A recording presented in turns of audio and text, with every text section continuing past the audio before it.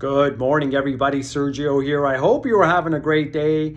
Today, I wanted to talk to you about a topic that I've been hearing about quite a bit, and that is, are we going to have a traditional spring market? I've been hearing a lot of talk about potential sellers that are looking to sell, but they want to wait until the spring. They feel that they have a better shot of selling their home or getting more money in the spring market. I'm going to kind of share my thoughts with you. And in order to do that, I'm just going to kind of share with you just kind of a little bit of history in terms of what's been going on over the last few months. So what we have seen is that the average sales price has remained fairly steady for the last 3 months. However, what we have seen is that the days on market, meaning the length of time it takes for an average house to sell, has actually been increasing steadily over the last few months. We're at a little bit over a month's time. I think we're at around 32, 33 days. And I think that when the November numbers come out, we're going to see that number increase as well. Now, let's also take a look at what the Bank of Canada has been doing. You know, they did not raise rates the last time around. If we take a look at the inflation numbers for the month of October, they hovered in and around 3%. And it's been like that the last couple of months or so. Just keep in mind that we're coming off of record inflation of like 7%, 8% during some months. The job numbers as well, they seem to be softening a little bit, okay? So I think the month of October, there was about 16,000 new jobs. They were projecting around 25,000, so fell short of that. Unemployment went up again, slightly, mind you, but that's the fourth month in a row that we've seen unemployment go up. And if you talk to some of the analysts, if you really take a look at the numbers, technically, from what they're saying, we're actually in a recession, but you don't hear that word being thrown around too often.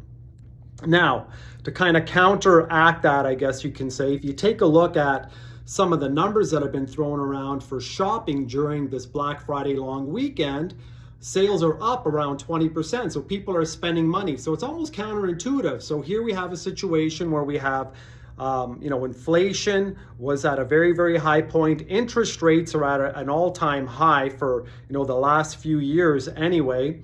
We see that people are struggling to make their mortgage payments. The variable rate has essentially tripled over the last year. Now, here's another interesting thing. If we take a look at inflation and you back out the housing cost, so now people are paying more for their mortgages if they're in a variable rate. Rents are going up because people can't afford to buy. If you back out those numbers, inflation is hovering in and around 2%. It only makes sense that eventually the banks will have to lower mortgage rates in order to support the economy and support keeping people in their homes. And I think that we have seen some of the banks actually cut their 5-year rate by almost a half point over the past week. So what does this mean going forward? As we know that this is a very, very big ship. And in order to turn that ship, it takes time. So my prediction is this, is that we are going to see the market kind of stay in this, I'm going to call it a stationary position. It's been very, very steady for the last little while. Over the next few months, I think it's going to take about 6 months in order for maybe the banks to react, maybe lower the rates a little bit more so that people can actually start to afford their mortgages. Maybe the people that are on variable will lock into longer term rates.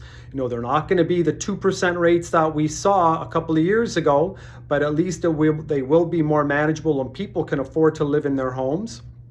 So I think that will happen, but that is not going to happen over the course of the next 2-3 months. It's going to take at least 6 months to a year for that to happen. So if we stay in this state that we're currently in, it's going to happen going right through the spring and into the summer. So I predict we are not going to have a spring market. This is about as good as it's going to get. And I will also say this, we will see more inventory in the market come the spring because people are waiting. So if you are looking at selling, now is actually the best time to do that. There is not a lot of inventory, historically speaking, okay?